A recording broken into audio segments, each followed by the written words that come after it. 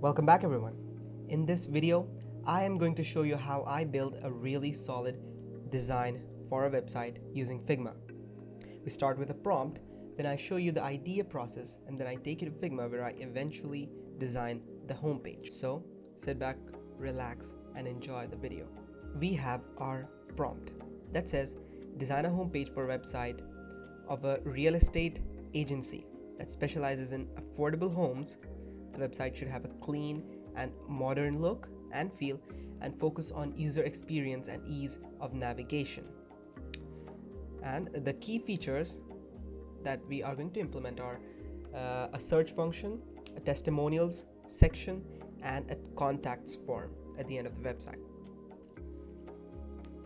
And for this prompt, I generated some placeholder text. I asked ChatGPT to generate some content for this kind of a prompt.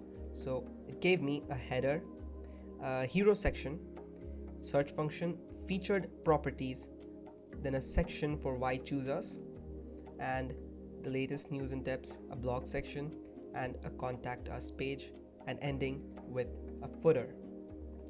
So when you see this kind of a prompt, the first thing you need to do is go to websites where you can get inspiration, where you can get ideas for your design.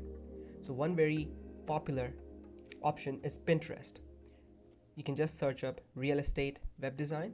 So now what we have are really good web designs from many talented individuals. For example, we are looking for affordable homes, so we can't go with something luxurious.